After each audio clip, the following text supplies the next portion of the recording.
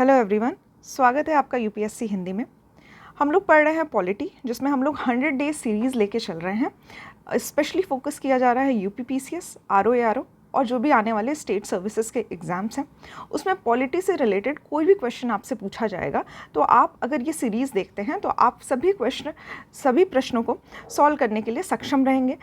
इसमें आंसर जो है वो आपको नोट्स के फॉर्म में दिए जा रहे हैं। तो ये जो नोट्स हैं हिंदी तथा इंग्लिश दोनों ही लैंग्वेज में आपको टेलीग्राम चैनल पे प्रोवाइड कर दिया जाएगा। यूपीएससी हिंदी का जो टेलीग्राम चैनल है उसमें आपको नोट्स प्रोवाइड कर दिए जाएंगे। इसके साथ ही जो अब तक हमने पढ़ लिया है वो है शेड्यूल्स और सभी जो बचे हुए आर्टिकल्स थे उनके बारे में एक जनरल इन्फॉर्मेशन हमने ले ली है। ठीक है, तो शेड्यूल्स 12 अनुसूचियाँ हम लोग पढ़ चुके हैं।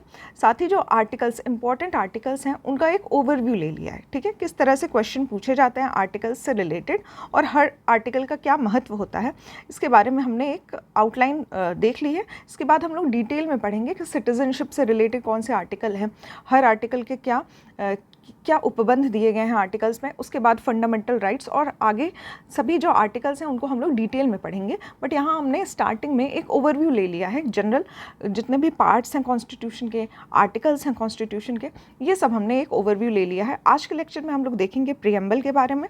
प्रीएम्बल के बारे में मैं आपको बता देती हूँ। कुछ इस तरह से दिखता है, हिंदी और इंग्लिश लैंग्वेज दोनों में दिया हुआ है।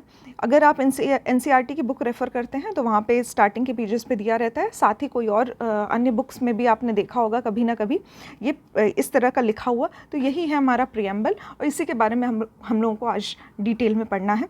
अगर आपको ये याद नहीं है तो अगर आप लोग याद कर लेते हैं तो काफ़ी अच्छा रहेगा, क्योंकि अक्सर एग्जाम्स में कभी कभी पूछ लिया जाता है। जैसे मैं आपको एक क्वेश्चन बताती हूँ, यहाँ पर जिस तरह से ये सीक्वेंस दिया हुआ है इस पे क्वेश्चन बन जाता है। ठीक है, कि किसके बाद, किस सीक्वेंस के बाद, किस वर्ड के बाद कौन सा वर्ड आ रहा है, ये सीक्वेंस आपसे पूछ लिया जाता है। इसके साथ ही कितने प्रकार की जस्टिस जो है वो प्रदान की जाती है हमारे प्रीएम्बल के द्वारा, कितने प्रकार की लिबर्टी प्रदान की जाती है, इक्वालिटी प्रदान की जाती है, ये सभी भी प्रश्न के माध्यम से आपसे पूछ लिए जाते हैं। ठीक है, इसके बाद ये जो इंपॉर्टेंट डेट यहाँ लिखी हुई है ये भी इम्पॉर्टेंट है। और जो भी चीज़ें हैं पूरा प्रीएम्बल जो है वो इम्पॉर्टेंट है और प्रीएम्बल के हर जो सेंटेंस दिए हुए हैं इनसे कोई ना कोई क्वेश्चन फॉर्म हो सकता है। ठीक है, तो अगर आपको अपनी तैयारी स्ट्रॉन्ग रखनी है तो आपको प्रीएम्बल याद होना चाहिए। आसान है, एक दो बार आप रीड करेंगे तो आपको याद हो जाएगा। एक क्विक रिवीजन करवा देती हूँ मैं आपको। जो भी शेड्यूल्स मैंने आपको पढ़ाया था लास्ट के लेक्चर में, कुछ क्वेश्चंस भी पूछे थे आपसे। आई होप आपने कमेंट बॉक्स में उनका आंसर दिया है और मैं आपको बस यहाँ पे एक क्विक रिवीजन करवा रही हूँ उन सभी शेड्यूल्स का। ठीक है, तो भारत के जो मूल संविधान था उसमें 8 अनुसूचियाँ हुआ करती थी। लेटर ऑन इसमें कुछ चेंजेस करके इसको 12 शेड्यूल्स में कन्वर्ट कर दिया गया। जो फर्स्ट शेड्यूल है वो राज्य व संघ राज्य के क्षेत्र से रिलेटेड है। ठीक है, स्टेट और union territory areas. Second schedule important है, भारतीय संघ के पदाधिकारियों को मिलने वाले वेतन, भत्ते और पेंशन से रिलेटेड है। ठीक है, तो सैलरी और इमोलूमेंट्स। ठीक है, इमोलूमेंट्स मैंने आपको वर्ड बताया था, ये आप याद कर सकते हैं। ठीक है, फिर थर्ड शेड्यूल है हमारा भारतीय संघ के कुछ पदाधिकारियों के शपथ और प्रतिज्ञान से रिलेटेड। ठीक है, तो ओथ एंड अफर्मेशन याद कर सकते हैं, थर्ड शेड्यूल है। फोर्थ शेड्यूल जो है वो स्पेशली जम्मू एंड कश्मीर, दिल्ली, पुदुचेरी, भारत के राज्यों तथा संघ राज्य क्षेत्रों के राज्यसभा के प्रतिनिधित्व का विवरण मिलता है। ठीक है, तो यहाँ पे राज्यसभा सीट से रिलेटेड इन्फॉर्मेशन दी गई है, स्पेशली जम्मू एंड कश्मीर, दिल्ली और पुदुचेरी की। फिफ्थ शेड्यूल जो है उसमें अनुसूचित क्षेत्र और अनुसूचित जनजातियों के प्रशासन से संबंधित कुछ उपबंध दिए गए हैं, तो SC/ST से रिलेटेड है। और इसमें जनजातीय भूमि खनन के निजी, मतलब जो भी है लैंड रिफॉर्म्स, जो भी लैंड डिस्ट्रीब्यूशन है, ट्राइबल एरियाज़ को जो लैंड दिया जाता है उसमें किस तरह के रूल्स अप्लाई किए जाते हैं वो हम लोग देखते हैं, फिफ्थ शेड्यूल में दिया हुआ है। ठीक है, उसके बाद आता है सिक्स्थ शेड्यूल जिसमें स्पेशली फोकस किया गया है AMTM पे। ठीक है, जिसमें A जो है वो है असम, M मेघालय, T त्रिपुरा और M मिज़ोरम। ठीक है, कंफ्यूज नहीं होना है यहाँ पे मणिपुर नहीं है। ठीक है, मिज़ोरम है, मेघालय है, असम है, त्रिपुरा है। ठीक है, AMTM मैंने आपको शॉर्ट फॉर्म बताया था। इसके जो जनजातीय क्षेत्र हैं उनसे संबंधित कुछ जो प्रशासन से संबंधित उपबंध हैं वो दिए हुए हैं 6th शेड्यूल में। फिर आता है 7th शेड्यूल जिसमें केंद्र व राज्यों के बीच शक्तियों के विभाजन की बात कही गई है। ठीक है, तो यहाँ पे यूनियन लिस्ट आती है, स्टेट लिस्ट आती है, साथ ही समवर्ती सूची जिसे कॉन्करेंट लिस्ट कहते हैं वो उसमें विभाजन किए गए हैं। ठीक है, तो यहाँ पे जो यूनियन लिस्ट है उसमें वर्तमान की गणना बस हम लोग याद करेंगे। तो वर्तमान में इसमें 98 सब्जेक्ट्स हैं जिसमें कानून बनाने का अधिकार केवल संघ के पास है। ठीक है, नेक्स्ट आता है हमारा स्टेट लिस्ट जिसमें वर्तमान में 59 सब्जेक्ट्स हैं और इसमें कानून बनाने का अधिकार केवल राज्य के पास है। देन आता है हमारा कॉन्करेंट लिस्ट समवर्ती सूची। इसमें वर्तमान की गणना के अनुसार 52 सब्जेक्ट्स हैं जिसमें कानून बनाने का अधिकार राज्य तथा संघ दोनों को है। ठीक है, तो यहाँ पे 98, 59 और 52 ये इंपॉर्टेंट है क्योंकि ये अक्सर match the following type question या ऑब्जेक्टिव टाइप क्वेश्चन में आपसे पूछ लिया जाता है। ठीक है, तो वर्तमान की दृष्टि वाली जो गणना है वो आपको याद होनी चाहिए। 98 सब्जेक्ट्स हैं स्टेट लिस्ट में, यूनियन लिस्ट में, 59 सब्जेक्ट्स हैं स्टेट लिस्ट में और 52 सब्जेक्ट्स हैं कॉन्करेंट लिस्ट में। ठीक है, अभी इसमें कुछ विषय के बारे में दिया हुआ है, जैसे कि अगर राज्य सूची की बात की जाए तो उसमें आता है पुलिस पे जो रूल्स बनाए हैं वो हर स्टेट में अलग अलग रूल्स हैं। ठीक है, जैसे आप देख सकते हैं कि कहीं पे जैसे कोलकाता की पुलिस है तो वो अक्सर वाइट ड्रेस में, वाइट यूनिफॉर्म में दिखती है, तो वो वहाँ पे वो स्टेट का रूल है। ठीक है, या फिर यहाँ और जगहों पे खाकी ड्रेस पहनी जाती है तो ये यहाँ के स्टेट का रूल है। तो इस तरह से हर स्टेट में राज्य सूची के विषय हैं। पुलिस आती है उसमें, लोक स्वास्थ्य, पब्लिक हेल्थ, क्लीनलीनेस आता है, प्रति व्यक्ति कर, टैक्स जो दिया जाता है पर पर्सन का जो टैक्स है। ठीक है, टैक्स यहाँ पे मैं आपको स्पेशली कहूँगी कि ये वाला टर्म याद मत रखिए। टैक्स जो है वो GST से रिलेटेड है अब करेंटली, तो इसमें टैक्स का इतना कोई रोल रह नहीं गया है कि स्टेट लिस्ट में ही आएगा टैक्सेस। ठीक है, उसके बाद आता है रेलवे पुलिस, जेल, पंचायती राज और लैंड रिफॉर्म्स। ठीक है, ये सभी राज्य सूची के विषय हैं। इसके बाद रेडियो, टेलीविज़न, शेयर बाज़ार, पोस्ट ऑफिस, बचत बैंक, जनगणना, बैंकिंग, बीमा, रक्षा, रेलवे और निगम कर, ये सभी यूनियन लिस्ट के सब्जेक्ट हैं। ठीक है, यूनियन लिस्ट के विषय हैं। इसके बाद आर्थिक योजना इंपॉर्टेंट है कॉन्करेंट लिस्ट, क्योंकि अगर आपको स्टेट लिस्ट याद है और कॉन्करेंट लिस्ट याद है तो आपको पता होगा कि अब यूनियन की लिस्ट में क्या होने वाला है। ठीक है, तो इसलिए कॉन्करेंट लिस्ट तो आपको ज़रूर से याद होनी चाहिए। अक्सर जो क्वेश्चन होते हैं वो भी ट्रिक करने के लिए आपको अक्सर कॉन्करेंट लिस्ट से ही पूछे जाते हैं। ठीक है, तो जैसे विवाह, मैरिज या फिर डाइवोर्स, परिवार नियोजन, शिक्षा, एजुकेशन इंपॉर्टेंट है। जो फॉरेस्ट होता है वो भी कॉन्करेंट लिस्ट में आता है। दंड प्रक्रिया, जनसंख्या नियंत्रण, पॉपुलेशन कंट्रोल, आपराधिक मामले तथा आर्थिक योजना, ये सभी जो है कॉन्करेंट लिस्ट के पार्ट हैं। उसके बाद आता है 8th शेड्यूल जिसमें 22 लैंग्वेजेस का उल्लेख मिलता है, 22 भाषाओं का उल्लेख मिलता है। वर्तमान में 22 भाषाएं हैं, पहले 14 हुआ करती थी जब हमारा संविधान का निर्माण किया गया था, और काफ़ी लैंग्वेजेस जोड़ी गई हैं कॉन्स्टिट्यूशनल अमेंडमेंट के माध्यम से। हर एक कॉन्स्टिट्यूशनल अमेंडमेंट को हमने ध्यान से देखा था पिछले लेक्चर में, यहाँ पे मैं आपको शॉर्ट में बता देती हूँ। सबसे पहला अमेंडमेंट होता है 1967 में, 1967 में जो कि 21वां संविधान संशोधन था और इसमें सिंधी भाषा को जोड़ा गया था। ठीक है, ये आप याद कर सकते हैं। दूसरा कॉन्स्टिट्यूशन अमेंडमेंट होता है 71वां जो कि 1992 में हुआ था। इसमें 3 लैंग्वेज जोड़ी गई थी, मैंने आपको बताया था KNM, याद कर सकते हैं आप शॉर्ट में, कोंकणी, नेपाली और मणिपुरी। ठीक है, उसके बाद 2004 में फिर से एक संशोधन होता है जो कि 92वां संविधान संशोधन था। इसमें 4 लैंग्वेज जोड़ी जाती है, BDMS, बोडो, डोगरी, मैथिली और संथाली। ठीक है, इसको भी आप याद कर सकते हैं शॉर्ट फॉर्म में BDMS। ठीक है, इसमें इस 8वीं अनुसूची में इसलिए सारा मिला के 22 लैंग्वेजेस होती हैं। ऑफिशियल लैंग्वेज से रिलेटेड है हमारा 8th शेड्यूल। उसके बाद आता है 9th शेड्यूल जिसमें कुछ लैंड रिफॉर्म्स के बारे में बातें कही गई है। उसके बाद इसमें भी एक संविधान संशोधन याद कर सकते हैं आप। 1951 में प्रथम संविधान संशोधन जो हुआ था वो इसी से रिलेटेड था। उस टाइम पे प्रथम प्रधानमंत्री जवाहरलाल नेहरू के कार्यकाल में इसमें संविधान में शामिल किया गया था इसे, ठीक है। उसके बाद आता है 10th शेड्यूल, जो 52वां संविधान संशोधन अधिनियम 1985 के द्वारा संविधान में शामिल किया गया था। ये दल बदल कानून से रिलेटेड है, जिसे एंटी डिफेक्शन लॉ कहा जाता है, ठीक है। तो इम्पॉर्टेंट है 52nd कॉन्स्टिट्यूशनल अमेंडमेंट एक्ट 1985, ठीक है। 10th शेड्यूल है ये। उसके बाद आता है 11th शेड्यूल, जो कि पंचायतों से रिलेटेड है, और ये 73rd कॉन्स्टिट्यूशनल अमेंडमेंट एक्ट था 1992 में पारित किया गया था।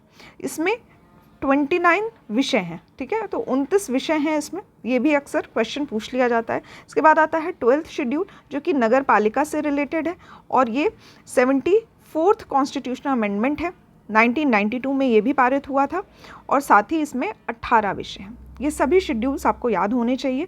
याद करने की ट्रिक भी मैंने आपको बताई थी, यहाँ पे टीयर्स ऑफ ओल्ड पीएम करके आप याद कर सकते हैं इंग्लिश में, ठीक है। अगर ये आपको याद है पूरा टीयर्स ऑफ ओल्ड पीएम, हर एक, जैसे टी जो है वो टेरिटरीज और एंड स्टेट से रिलेटेड है, ई जो है एमोलुमेंट्स और सैलरी से रिलेटेड है, ए से अफर्मेशन ओथ आता है, आर से आता है राज्यसभा सीट्स, एस से आता है शेड्यूल ट्राइब्स एंड एडमिनिस्ट्रेशन से रिलेटेड, ओ से आता है अदर शेड्यूल्ड एरिया जिसमें AMTM दिया हुआ है, फिर एफ से आता है फेडरल लिस्ट जिसमें यूनियन, स्टेट और कॉन्करेंट लिस्ट के बारे में बातें कही गई है। फिर दूसरा जो ओ है वो ऑफिशियल लैंग्वेज से रिलेटेड है, 22 लैंग्वेज दी हुई है।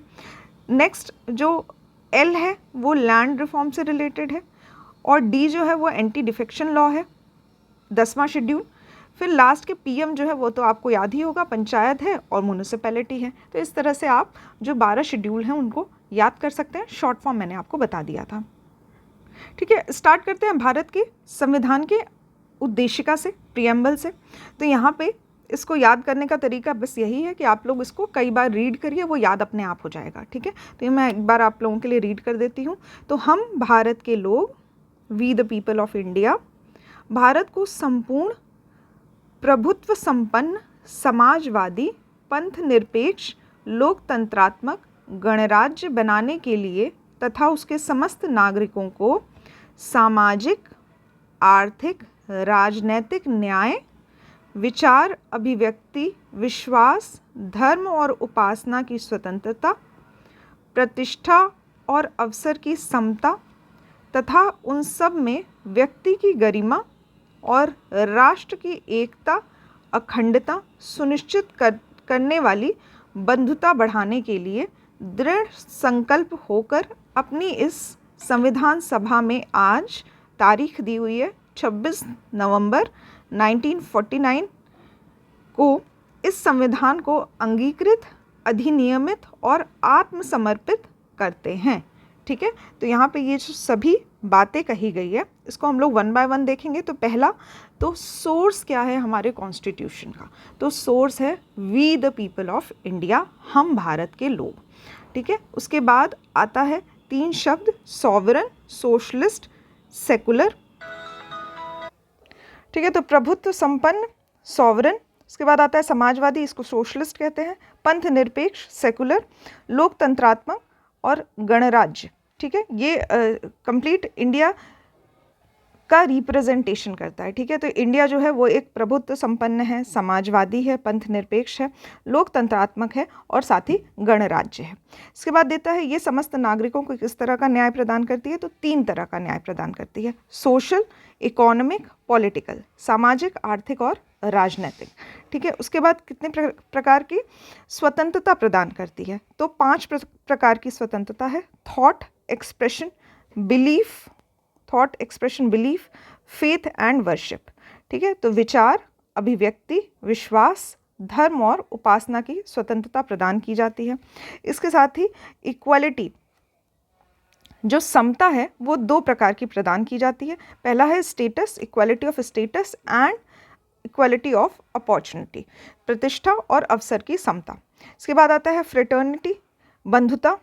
तो बंधुता में अश्योर किया जाता है डिग्निटी ऑफ इंडिविजुअल, एक व्यक्ति की गरिमा और साथ ही राष्ट्र की एकता और अखंडता, ठीक है। तो unity and integrity of nation, ठीक है। उसके बाद अडॉप्ट, इनैक्ट और गिव टू आवर सेल्फ कब किया गया था, कब आत्मसमर्पित किया गया था? ये किया गया था 26 नवंबर 1949। ठीक है, तो ये डेट भी मेंशन की गई है प्रीएम्बल में। ठीक है, अब हम लोग डिटेल में देखेंगे प्रीएम्बल के बारे में। पंडित जवाहरलाल नेहरू द्वारा संविधान सभा में 13 दिसंबर 1946 को उद्देश्य प्रस्ताव प्रस्तुत किया गया था, ऑब्जेक्टिव रिजोल्यूशन प्रेजेंट किया गया था 22 जनवरी 1947 में। ठीक है, तो 13 दिसंबर को प्रस्तुत किया गया है और 22 जनवरी 1947 को उद्देश्य प्रस्ताव को संविधान सभा द्वारा अंगीकृत किया गया था। ठीक है, ठीक है, उद्देश्य प्रस्ताव को ही परिवर्तित करके संविधान की प्रस्तावना उद्देशिका बनाई गई थी। 42nd कॉन्स्टिट्यूशनल अमेंडमेंट एक्ट 1946 के द्वारा उद्देशिका में 3 शब्द जोड़े गए थे, सोशलिस्ट, सेकुलर, इंटीग्रिटी, समाजवादी, पंथ निरपेक्ष और अखंडता। ठीक है, शॉर्ट फॉर्म में इसको याद कर सकते हैं SSI से।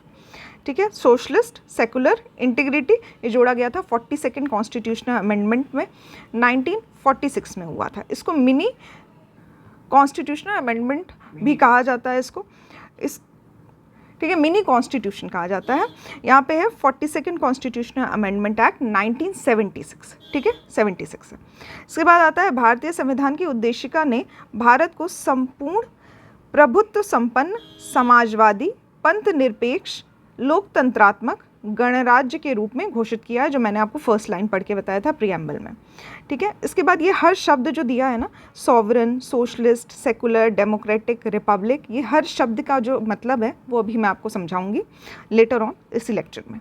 इसके बाद आता है संविधान की उद्देशिका अपने नागरिकों को 3 प्रकार का न्याय देती है, ये भी मैंने आपको बता दिया है, सामाजिक, आर्थिक और राजनीतिक। इसके बाद उद्देशिका संविधान के विधिक निर्वचन में सहायक है। ठीक है, फिर उसके बाद स्टेटमेंट दिया हुआ है कि जैसे सर अलादी कृष्ण स्वामी अय्यर ने उद्देशिका अपने हमारे सपनों और विचारों का प्रतिनिधित्व करती है। ठीक है, तो इस तरह का स्टेटमेंट किसने दिया है? तो ये सर अलादी कृष्ण स्वामी अय्यर ने दिया है। इसके बाद KM मुंशी के अनुसार उद्देशिका हमारे प्रभुत्व संपन्न, लोकतंत्रात्मक गणराज्य की जन्म कुंडली है। ठीक है, तो हॉरोस्कोप टाइप की है ये, जो सॉवरेनिटी और डेमोक्रेसी, रिपब्लिक को रिप्रेजेंट करती है। इसके बाद प्रस्तावना को संविधान का भाग केशवानंद भारती बनाम केरल राज्य 1973 वाद में स्वीकार किया गया था। ठीक है, तो कुछ इम्पॉर्टेंट प्रीएम्बल से रिलेटेड कुछ इम्पॉर्टेंट केसेस हैं, वो मैं आपको 1 बाय 1 बताती हूँ। यहाँ पे मैंने आपको इम्पॉर्टेंट वाला जो है, सबसे इम्पॉर्टेंट है वो है केशवानंद भारती वाला केस, जो कि 1973 में हुआ था। इसके बारे में मैंने आपको बता दिया क्योंकि इसमें क्या था, संविधान को कॉन्स्टिट्यूशन का पार्ट माना गया था। इसके बाद जो फर्स्ट केस आता है वो आता है 1960 में, बेरूबारी वाद, जिसमें उद्देशिका को संविधान का अंग नहीं माना गया था। ठीक है, तो यहाँ पे इम्पॉर्टेंट ये हो जाता है कि संविधान का अंग नहीं माना गया है 1960 में बेरूबारी वाद में। उसके बाद आता है 1967 में गोलकनाथ बनाम पंजाब राज्य। तो यहाँ पे गोलकनाथ केस भी आप याद कर सकते हैं। इसमें उद्देशिका को संविधान की मूल आत्मा कहा गया था। ठीक है, तो संविधान की मूल आत्मा कहा गया था 1967 में गोलकनाथ बनाम पंजाब राज्य में। उसके बाद नेक्स्ट इंपॉर्टेंट आता है 1973 का केशवानंद भारती बनाम केरल राज्य, जिसमें संविधान को में एक इम्पॉर्टेंट भाग उद्देशिका का माना गया था। ठीक है, उसके बाद 1994 में बोम्मई बनाम यूनियन ऑफ इंडिया केस आता है, जिसमें उच्चतम न्यायालय ने ये अवधारणा पुनः स्पष्ट की कि उद्देशिका जो है वो संविधान का भाग है। ठीक है, तो इस तरह से ये चारों जो केसेस हैं वो आप लोग याद कर सकते हैं, प्रीएम्बल से रिलेटेड हैं। इसके बाद प्रस्तावना में विचार, अभिव्यक्ति, विश्वास, धर्म और उपासना की स्वतंत्रता बताई गई है। 5 प्रकार की स्वतंत्रता जो है वो इसमें प्रोवाइड की जाती है। इसके बाद प्रतिष्ठा और अवसर की समता प्रदान की जाती है, मतलब इक्वालिटी जो है, स्टेटस और अपॉर्चुनिटी, 2 प्रकार का इक्वालिटी जो है वो प्रदान किया जाता है। ठीक है, प्रस्तावना को संविधान की आत्मा कहा जाता है। अकॉर्डिंग टू BR अम्बेडकर, जो संवैधानिक उपचार है, मतलब जो कॉन्स्टिट्यूशनल रेमेडी है आर्टिकल 32 में जो दिया है, उसको संविधान का आत्मा और हृदय माना है। ठीक है, heart and soul of constitution.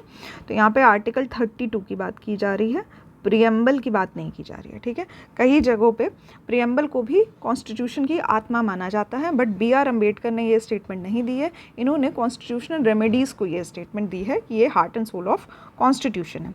इसके बाद के एम मुंशी ने राजनीतिक जन्मपत्री कहा है, इसको पॉलिटिकल हॉरोस्कोप कहा है प्रस्तावना को। इसके बाद आता है सुभाष कश्यप, जिन्होंने संविधान शरीर है तो प्रस्तावना उसकी आत्मा, इस तरह से उसको रिप्रेजेंट किया है कि अगर ये कॉन्स्टिट्यूशन हमारी बॉडी है तो जो सोल है वो है हमारी प्रस्तावना, ठीक है। तो अक्सर ये जो सोल वाला वर्ड है ये अक्सर आपको प्रस्तावना से रिलेटेड मिल जाता है। इसके बाद प्रस्तावना अगर आधारशिला है तो संविधान उस पर खड़ी अट्टालिका, ऐसा भी सुभाष कश्यप का कहना था। इसके बाद बी आर अम्बेडकर ने संविधान को एक पवित्र दस्तावेज, जिसे इंग्लिश में पायस पेपर कहा जाता है, तो ये भी आप स्टेटमेंट याद कर सकते हैं। क्वेश्चन अक्सर पूछ लिया जाता है स्टेटमेंट वाइज कि ये स्टेटमेंट दी है, किस पर्टिकुलर पर्सन ने ये स्टेटमेंट दिया है। तो यहाँ पे मैंने जितनी भी स्टेटमेंट्स बताई है ये कहीं ना कहीं क्वेश्चन के माध्यम से ही पूछा गया है एग्जाम्स में। ये आप लोग सारी स्टेटमेंट जो है वो याद कर सकते हैं, ठीक है। इसके साथ ही ये जो जितने प्रकार की स्वतंत्रता प्रदान की जाती है, स्वतंत्रता प्रदान की जाती है, अवसर प्रदान किए जाते हैं, मतलब इक्वालिटी प्रदान की जाती है, समता प्रदान की जाती है, ये सभी भी क्वेश्चन पूछे जाते हैं। न्याय कितने प्रकार के प्रदान किए जाते हैं, इस पे भी डायरेक्ट क्वेश्चन पूछा जाता है। साथ ही ये जो सीक्वेंस लिखा हुआ है sovereign, socialist, secular, democratic, Republic, ये सीक्वेंस मैंने आपको बताया अभी प्रियम्बल जब मैं आपको पढ़ा रही थी, तो ये सीक्वेंस भी आपको याद होना चाहिए कि किस तरह से ये सीक्वेंस दिया हुआ है। 1976 में कौन से वर्ड्स ऐड किए गए थे, इस पे भी क्वेश्चन पूछे जाते हैं। तो ये सभी आप जो भी अभी मैंने आपको नोट्स के माध्यम से पढ़ाया है ये सभी क्वेश्चन ही हैं, तो इनको आप लोग क्वेश्चन की तरह ही याद कर सकते हैं। नेक्स्ट टॉपिक हम लोग स्टार्ट करेंगे शासन प्रणाली, द गवर्नेंस सिस्टम, ठीक है। तो यहाँ पे ये जो सभी, ठीक है, उससे पहले ये जो 5 वर्ड्स हैं इनका मैं आपको एक तरह का डेफिनेशन प्रोवाइड कर देती हूँ। तो पहला है सॉवरन, जिसको कहते हैं संप्रभु या संपूर्ण प्रभुत्व संपन्न, ठीक है। तो इसका अर्थ ये होता है कि कोई भी जो राष्ट्र है वो किसी बाह्य राष्ट्र की नीतियों से प्रभावित नहीं होगा। जो भी बाह्य मामले होंगे या फिर आंतरिक मामले होंगे वो किसी देश या राज्य की सत्ता या शक्ति के अधीन नहीं होगा, ठीक है। नेक्स्ट है सोशलिस्ट, जिसको समाजवादी भी कहा जाता है। इसका अर्थ ये होता है कि सभी जो वर्ग हैं वो एक समान रूप से उनको अधिकार प्राप्त होगा, ठीक है। नेक्स्ट है सेकुलर, पंथ निरपेक्ष। इसका अर्थ ये होता है कि राष्ट्र का कोई धर्म घोषित नहीं किया गया है, इसमें जो धर्म है और पंथ है उसकी स्वतंत्रता प्रदान की जाएगी। कोई भी व्यक्ति जो है, कोई भी नागरिक जो है वो इच्छा अनुसार अपना धर्म जो है वो सेलेक्ट कर सकता है, राष्ट्र का कोई धर्म नहीं है, ठीक है। नेक्स्ट है डेमोक्रेटिक। डेमोक्रेटिक का अर्थ होता है लोकतंत्रात्मक। इसमें जनता का शासन होगा, जनता के लिए होगा और जनता के द्वारा होगा, ठीक है। तो यहाँ पे एक तरह का जो इलेक्शन सिस्टम होता है उसको ये रिप्रेजेंट करता है। जैसे वयस्क मताधिकार प्रदान किया जाता है, 18+ जो लोग होते हैं वो उनको वोटिंग राइट प्रदान किया जाता है, ठीक है। तो ये क्या है, डेमोक्रेटिक रिप्रेजेंटेशन दिखाता है। तो यहाँ पे इंडिया क्या है, एक डेमोक्रेटिक स्टेट है। और ये जो वयस्क मताधिकार है इसको 61वां कॉन्स्टिट्यूशनल अमेंडमेंट 1989 में शामिल किया गया था, ठीक है। ये भी आप याद कर सकते हैं। नेक्स्ट है रिपब्लिक, गणराज्य।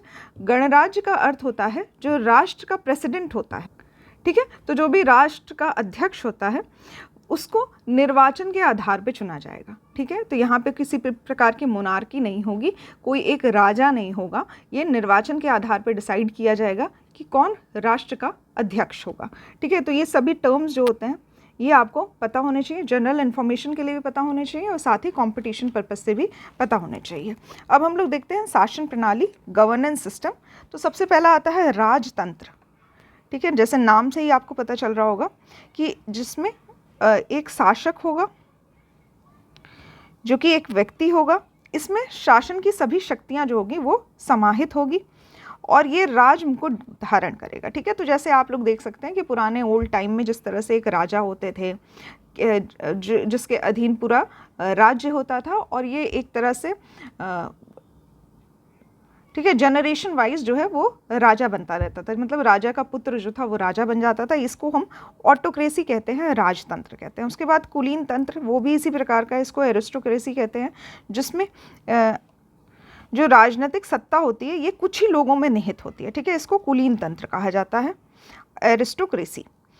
इसके बाद आता है तानाशाही, जिसे डिक्टेटरशिप कहा जाता है। तो इसमें भी एक व्यक्ति होता है जो कि निरंकुश शासक होता है और इसी पद के माध्यम से वो राज्य के लिए नियम बनाता है, ठीक है। इसके बाद आता है प्रजातंत्र, जिसे लोकतंत्र भी कहा जाता है, डेमोक्रेसी, जो कि मैंने अभी आपको बताया, जिसमें प्रजातंत्र में जनता में सत्ता की शक्ति जो होती है वो निहित होती है।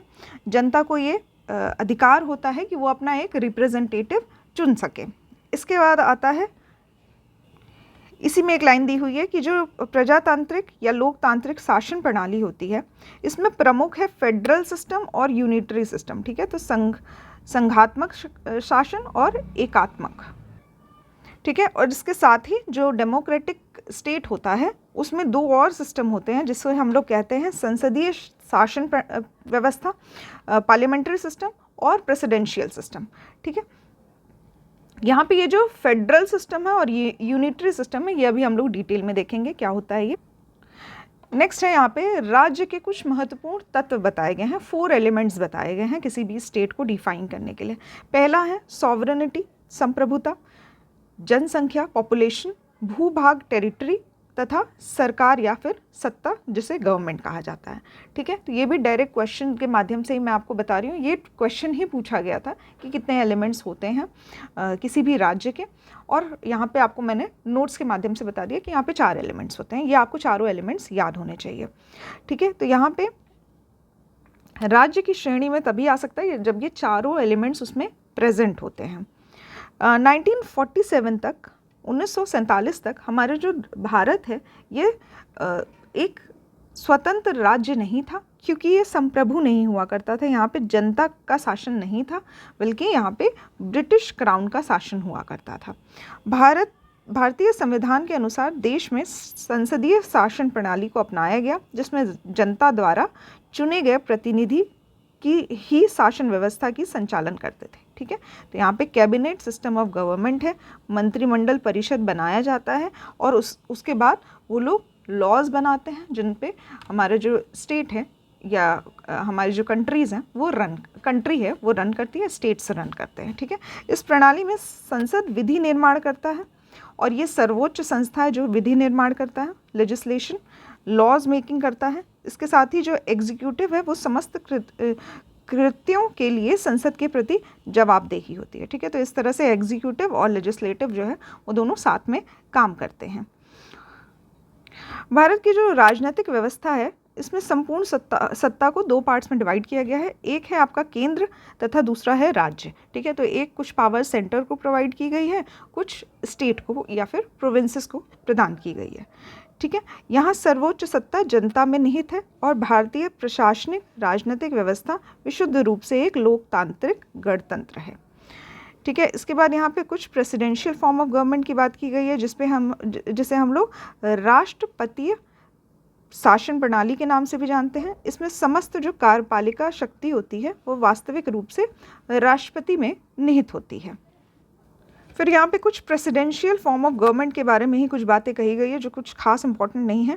यहाँ पे आपको याद ये रखना है कि इंडिया की जो सारी एग्जीक्यूटिव पावर्स है वो प्रेसिडेंट में लाई करती है, ठीक है। ये भी आपसे डायरेक्ट क्वेश्चन पूछा जा सकता है कि who is the executive head of the country, तो आप ऑप्शन में मार्क कर सकते हैं प्रेसिडेंट ऑफ इंडिया, ठीक है। उसके बाद भारतीय संविधान की जो प्रस्तावना है उसमें हम भारत के लोग से स्पष्ट होता है कि जो भारत में सत्ता है वो एकमात्र उसका जो स्रोत है वो है जनता, ठीक है, जो प्रतिनिधियों का निर्वाचन सत्ता संचालन हेतु करती है, ठीक है। तो अतः भारतीय लोकतंत्र में जनप्रतिनिधियों, पीपल रिप्रेजेंटेटिव्स को जनता के सेवक के रूप में माना जाता है, ठीक है।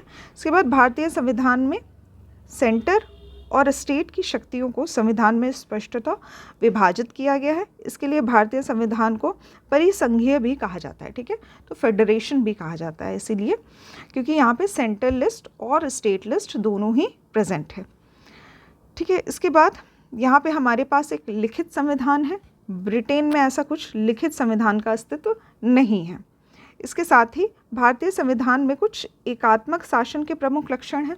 यूनिटरी सिस्टम जैसे मैंने आपसे कहा था, जैसे कि राज्यपाल का पद, तो यहाँ पे जो गवर्नर का पोस्ट है वो शो करता है कि इंडिया में यूनिटरी सिस्टम है, ठीक है। इसके साथ ही जो ऑल इंडिया सर्विसेज है, सिंगल सिटीजनशिप है और इमरजेंसी का प्रावधान है, ठीक है। यूनिटरी का अर्थ मैं आपको बता देती हूँ, यूनिटरी सिस्टम या फिर एकात्मक, ठीक है। तो इसमें क्या होता है, कोई भी ऐसी चीज़ जो सिंगल सेंटर को स्ट्रॉन्ग कर रही हो, ठीक है, सेंटर को जो स्ट्रॉन्ग कर रही हो। तो जब भी इमरजेंसी की कंडीशन लगती है किसी भी कंट्री के किसी भी स्टेट में, तो वहाँ जो पावर्स होती है वो स्टेट से लेकर सेंटर में दे दिया जाता है या फिर प्रेसिडेंट रूल अप्लाई कर दिया जाता है, ठीक है। तो जैसे ही सेंटर के पास पावर आती है, सिस्टम जो होता है वो यूनिटरी हो जाता है, ठीक है। तो इस तरह से ये जो यूनिटरी सिस्टम है इसी का लक्षण है, जैसे मतलब यूनिटरी सिस्टम के लक्षण भी भारत के संविधान में पाए जाते हैं, जैसे कि इमरजेंसी प्रोविजंस, इसके साथ ही ऑल इंडिया सर्विसेज। तो ऑल इंडिया सर्विसेज में भी क्या है कि एक सेंटर के पर्सन को कुछ पावर्स दे दी जा रही है, ठीक है। तो एक पर्सन को कुछ पावर्स प्रदान की जाती है, तो उसको यूनिटरी सिस्टम कहा जाता है। इसके साथ ही सिंगल सिटीजनशिप, तो सिंगल सिटीजनशिप में भी क्या है कि हम सिर्फ भारत के नागरिक हैं, किसी पर्टिकुलर स्टेट की कोई नागरिकता हमें प्राप्त नहीं है, ठीक है। तो ये भी हमारा एक तरह का एकात्मक शासन का ही लक्षण है, यूनिटरी सिस्टम का ही एक पार्ट है, ठीक है। इसके बाद गवर्नर का जो पोस्ट होता है, प्रेसिडेंट का पोस्ट होता है, ये सभी यूनिटरी सिस्टम को डिनोट करते हैं।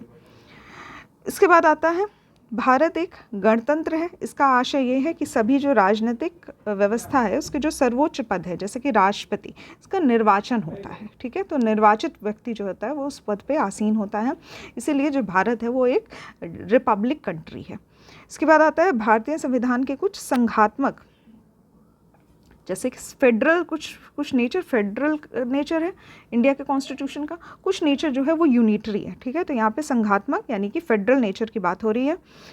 और इसीलिए जो केसी व्हीलर हैं, ठीक है, इंपॉर्टेंट पर्सन है, केसी व्हीलर ने जो इंडिया का कॉन्स्टिट्यूशन है उसको क्वासी स्टैटिक बताया है, ठीक है, अर्ध संघात्मक, ठीक है। तो यहाँ पे हाफ फेडरलिज्म या फिर क्वासी स्टैटिक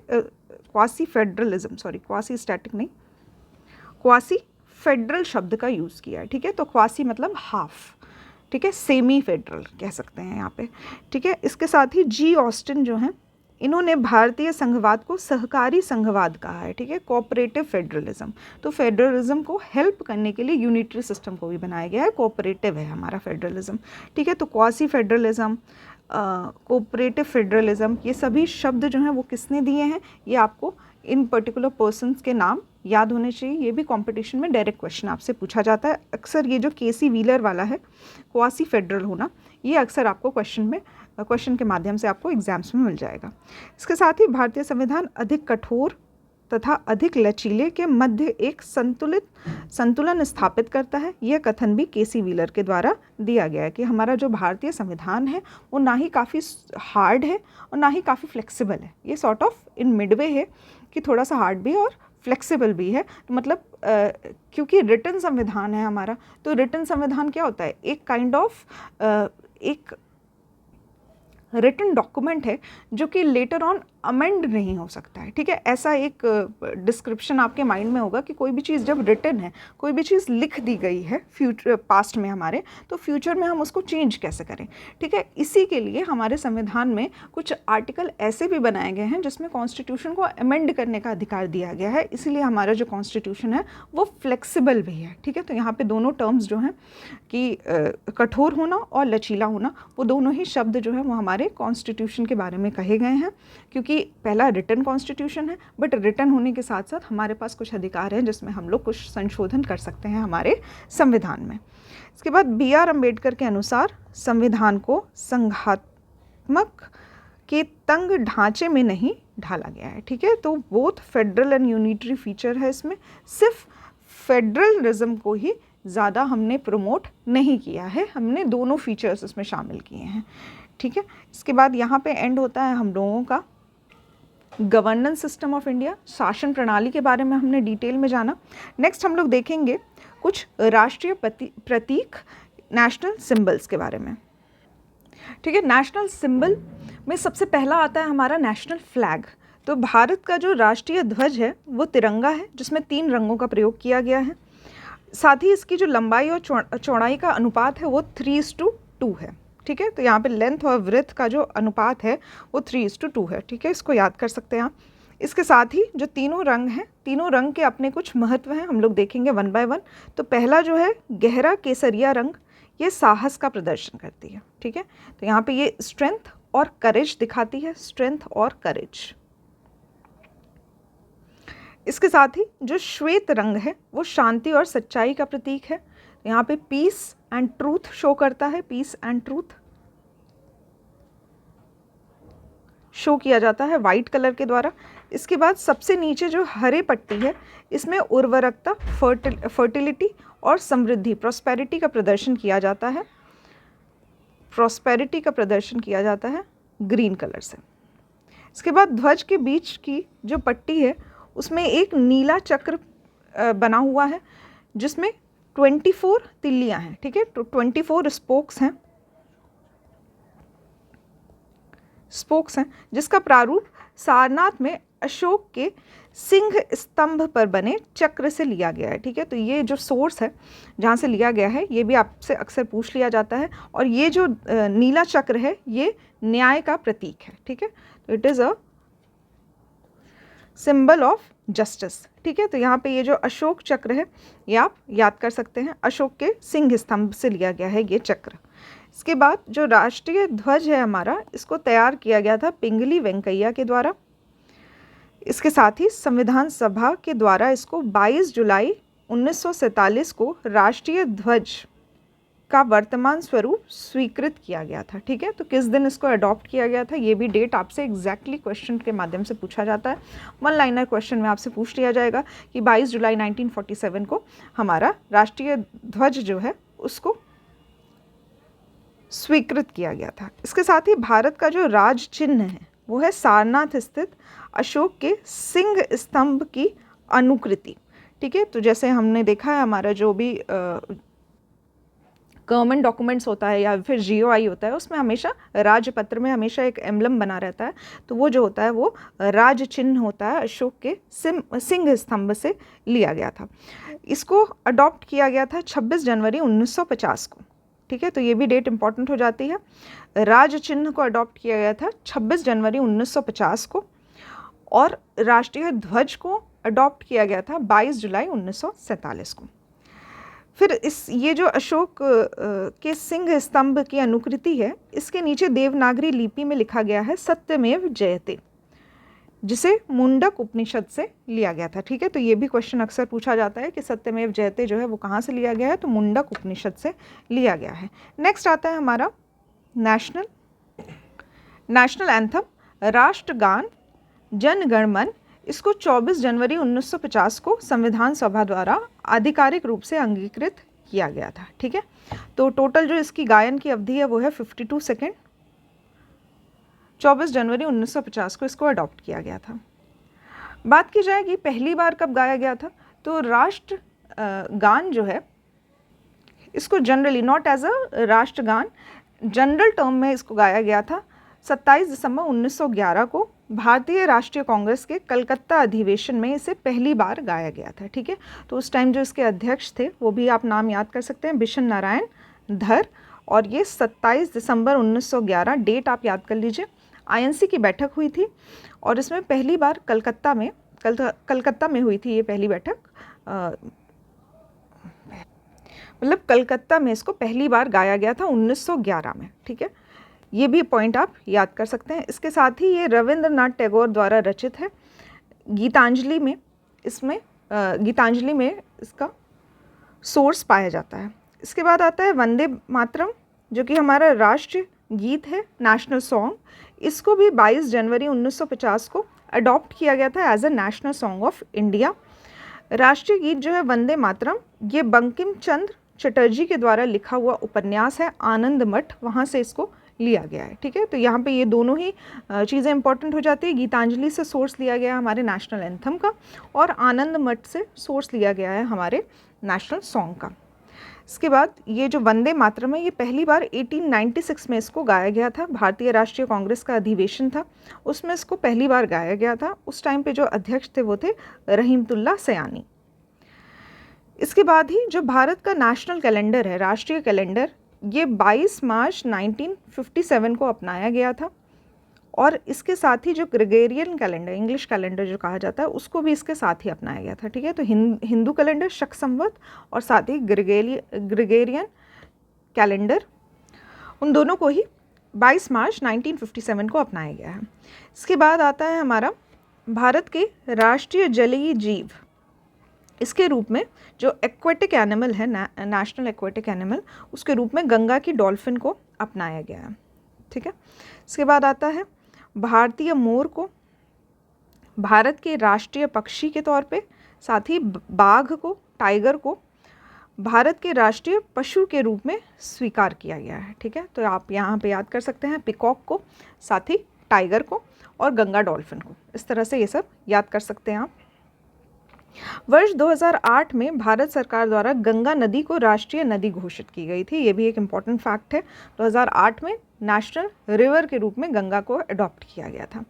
इसके साथ ही भारत द्वारा स्वाधीनता दिवस, ठीक है, इसको राष्ट्रीय दिवस कहा जाता है, स्वाधीनता दिवस, साथ ही गणतंत्र दिवस 26 जनवरी, इंडिपेंडेंस डे 15 अगस्त, रिपब्लिक डे 26 जनवरी और गांधी जयंती 2 अक्टूबर, इन सभी को राष्ट्रीय दिवस के रूप में घोषित किया गया है, नेशनल डे के रूप में घोषित किया गया। इसके साथ ही अक्सर आपने देखा होगा कि राष्ट्रीय पुष्प कमल है, या फिर राष्ट्रीय फल आम है, या राष्ट्रीय वृक्ष जो है वो बरगद है। ये रूप में इस रूप में इसको मान्यता दी गई है, लेकिन केंद्र सरकार द्वारा राज्यसभा में दिए गए उत्तर के अनुसार इस संदर्भ में हालांकि कोई भी अधिसूचना जारी नहीं की गई है। ठीक है, तो ये ऑफिशियली जो है इसको रिकॉग्निशन नहीं मिली है। तो अगर कोई कहता है राष्ट्रीय पुष्प कमल है या फिर राष्ट्रीय फल आम है और राष्ट्रीय वृक्ष बरगद है, तो जानकारी के तौर पे आप लोग इसको याद कर लीजिए। हालांकि कोई ऑफिशियली इसको नहीं रिकॉग्निशन दी गई है, तो इसलिए आधिकारिक रूप से कोई अधिसूचना जारी नहीं की गई है इस बारे में। ठीक है, तो आज के लेक्चर में हमने देखा प्रीएम्बल के बारे में, उद्देशिका के बारे में, साथ ही गवर्नेंस सिस्टम और नेशनल सिंबल के बारे में। ठीक है, इसके बाद जो नेक्स्ट टॉपिक है वो है स्टेट्स एंड यूनियन टेरिटरी। ये मैं आज स्टार्ट कर सकती हूँ, बट मैं आज स्टार्ट नहीं करूँगी क्योंकि ऑलरेडी काफ़ी कन्फ्यूजन हो जाएगा। हम लोग 3 टॉपिक्स आज कवर कर चुके हैं। उससे रिलेटेड कुछ क्वेश्चंस मैं आपसे पूछ लेती हूँ, कमेंट बॉक्स में आप लोग आंसर लिख सकते हैं। ठीक है, तो यहाँ पे मैं रिक्वेस्ट करूँगी कि सभी लोग जो यहाँ पे वीडियो देख रहे हैं उन्हें आंसर ज़रूर करना चाहिए, क्योंकि इससे पता चलता है कि आप कितने कॉन्फिडेंटली ये सेशन देख रहे हैं और साथ ही आपको कितना याद हो रहा है। ठीक है, तो स्पेशली मैं गर्ल्स से कहूँगी, लड़कियाँ जो भी आप लोग देख रही हैं वीडियोस, आप लोग कमेंट ज़रूर करिएगा। लेक्चर अच्छा लगे तो भी कमेंट करिए, ना अच्छा लगे तो भी कमेंट करिए। जो भी आपका सुझाव हो वो भी आप लोग दे सकते हैं, और साथ ही जो क्वेश्चन मैं पूछने वाली हूँ इसके आंसर्स आप लोग ज़रूर लिखेंगे। इसके साथ ही जो मेल सेक्शन है उनसे भी मैं कहूँगी कि आंसर्स ज़रूर लिखिए, थोड़े प्रोडक्टिव रहिए लेक्चर देखने के टाइम पे। साथ ही कॉन्शियसली लेक्चर देखिए जिससे कि आपको समझ में भी आए और साथ ही लेक्चर के साथ ही याद भी हो जाए चीज़ें। क्योंकि अक्सर क्या होता है कि पॉलिटी हमने जो बच्चे फर्स्ट टाइम देख रहे हैं वो उनके लिए तो बेटर है, फर्स्ट टाइम में वो बस सीख रहे हैं, लेकिन कुछ ऐसे भी स्टूडेंट्स होंगे जो सेकंड टाइम या थर्ड टाइम पॉलिटी पढ़ रहे होंगे। तो ऐसा नहीं है कि फुली जो सारी चीज़ें वो नहीं हो हमारे लिए बहुत सारी ऐसी चीज़ें होती है जो हम लोग ऑलरेडी पढ़ चुके हैं। तो यहाँ पे जो आपको दिए हुए हैं टॉपिक्स, उनमें से कुछ ऐसे पोर्शन होंगे जो आपने ऑलरेडी पढ़ा हुआ है। ठीक है, तो वो आपका एक तरह का रिविजन हो रहा है। रिविजन को लाइटली मत लीजिए, बार बार रिवाइज़ करिए। जो आती हुई चीज़ें हैं वो भी अगर आप लोग बार बार रिवाइज़ करेंगे तो कभी भी क्वेश्चन आएगा तो आपके माइंड में क्लिक होता रहेगा, अगर ऑब्जेक्टिव टाइप क्वेश्चन है। और अगर सब्जेक्टिव टाइप क्वेश्चन आप लोग आंसर राइटिंग कर रहे हैं तो उसमें भी अगर कुछ अच्छे पॉइंट्स आप लोग लिखते हैं तो आपका क्वेश्चन जो होता है वो और ज़्यादा इफेक्टिव हो सकता है। ठीक है, तो इसलिए कोई भी पॉइंट्स जो है वो आपको मिस नहीं करना है। जो भी स्टूडेंट्स फर्स्ट टाइम पढ़ रहे हैं वो आप लोग कोशिश करिए कि इसको क्लास में ही याद कर लीजिए। ये सभी आर्टिकल्स जो मैंने आपको बताए हैं, शेड्यूल्स बताए हैं, साथ ही प्रीएम्बल जो मैंने आपको दिखाया, और आगे के जो भी नेशनल सिंबल्स वगैरह हैं, ये सभी आप लोग कोशिश ये किया करिए कि वीडियो के साथ ही इन सभी को पॉज करके कहीं अपने सेल्फ नोट्स भी बना सकते हैं और साथ ही इनको याद भी कर सकते हैं बार बार पढ़ के। ठीक है, तो आपका जो फर्स्ट क्वेश्चन है जिसका आंसर आपको कमेंट बॉक्स में करना है। फर्स्ट क्वेश्चन जो है, कितने प्रकार की स्वतंत्रता जो है वो हमारे उद्देशिका में बताई गई है कि हमारा भारत जो है वो कितने प्रकार की स्वतंत्रता प्रदान करता है। ठीक है, तो फ्रीडम, टाइप ऑफ फ्रीडम, ये आपको बतानी है कितने प्रकार की फ्रीडम। साथ ही जो नेक्स्ट क्वेश्चन है आपका वो है गवर्नर का जो पोस्ट होता है वो क्या शो करता है, यूनिटरी सिस्टम या फिर फेडरल सिस्टम। ठीक है, ये आपको सेकेंड क्वेश्चन बताना है। थर्ड क्वेश्चन है आपका, नेशनल सॉन्ग किस दिन अडॉप्ट किया गया था, और साथ ही जो नेशनल फ्लैग है, नेशनल फ्लैग ये किस दिन अडॉप्ट किया गया था। ठीक है, भारत के संविधान में ये अडॉप्ट कब किया गया था, ये सभी आपको बताना, मतलब इंडिया ने कब अडॉप्ट किया था नेशनल सॉन्ग और साथ ही नेशनल फ्लैग। ठीक है, डेट वाइज मैंने आपको बताया है। ये सभी आंसर्स जो हैं ये ऑलरेडी मैंने आपको लेक्चर के टाइम पे ही बताए हुए हैं, तो लेक्चर से ही संबंधित ये सभी क्वेश्चन हैं। इसके साथ ही मैं आपको ये कहूँगी कि जब आप लेक्चर देखते हैं तो यहाँ पे आपको नोट्स के माध्यम से क्वेश्चन ही बताए जा रहे हैं। ठीक है, तो ये सभी पॉइंट्स जो मैंने आपको बताए हैं ये सभी इंपॉर्टेंट है। इसके साथ ही जो घटना चक्र के क्वेश्चन हैं और साथ ही जो प्रीवियस ईयर क्वेश्चन हैं पॉलिटी में जो भी क्वेश्चंस आए हैं वो सभी आप सॉल्व कर सकते हैं। इसके साथ ही अपने सेल्फ नोट्स बना के आप लोग रिवाइज भी कर सकते हैं। ठीक है, तो यहाँ पे आप सेल्फ नोट्स भी बनाइए, साथ ही ये जो नोट्स हैं यहाँ पे हिंदी और इंग्लिश दोनों ही लैंग्वेज में आपको टेलीग्राम चैनल पे प्रोवाइड कर दिए जाएंगे। पर वो आप उसका प्रिंट आउट भी निकाल सकते हैं, बट प्रिंटेड नोट्स के साथ साथ मैं आपसे ये रिक्वेस्ट करूँगी कि आप अपना सेल्फ नोट्स भी थोड़ा बहुत पॉइंट्स जो है वो उस पर मार्क करते हुए चलिए, क्योंकि जब भी आप कोई चीज़ लिखते हैं तो आपको ज़्यादा टाइम तक याद रहती है। ठीक है, माइंड में वो चीज़ें रिटेन रहती है। ठीक है, आज के लेक्चर में हम बस इतना ही पढ़ेंगे। नेक्स्ट लेक्चर में हम लोग पढ़ेंगे कि स्टेट्स और यूनियन टेरिटरीज़ किस तरह से, जो भारत है, जो इंडिया है, जब 1947 में हम लोग इंडिपेंडेंट हुए थे उस टाइम पे कई राज्य ऐसे थे जो कि प्रिंसली स्टेट्स के रूप में हुआ करते थे। ठीक है, वहाँ पे एक राजा हुआ करता था और राजा के अधीन राज्य हुआ करता था। इसके अलावा कुछ राज्य ऐसे थे जो ब्रिटिशर्स के डायरेक्ट कंट्रोल में थे। तो उसके बाद जब हमारा इंडिया इंडिपेंडेंट हो जाता है, ब्रिटिशर्स चले जाते हैं, तो उस टाइम पे जो सभी स्टेट्स था उनका एक रीऑर्गेनाइजेशन होता है। किस तरह से कौन सी स्टेट का फॉर्मेशन होता है, किस ईयर में फॉर्मेशन होता है, ये हम लोग एक टेबल के माध्यम से जानने की कोशिश करेंगे। तो आज के लेक्चर में बस इतना ही। नेक्स्ट लेक्चर में हम लोग स्टार्ट करेंगे स्टेट्स एंड यूटीज से। Thank you for watching the lecture. और जो भी क्वेश्चंस मैंने आपको बताए हैं वो आप लोग कमेंट बॉक्स में ज़रूर से लिखिएगा। साथ ही जितना भी लेक्चर आप लोगों को प्रोवाइड कर दिया, जितना भी लेक्चर्स मैंने आप लोगों को पढ़ा दिया है और नोट्स आप लोगों को प्रोवाइड कर दिया गया है, उसको रिवाइज़ करिएगा। ठीक है, थैंक यू फॉर वॉचिंग।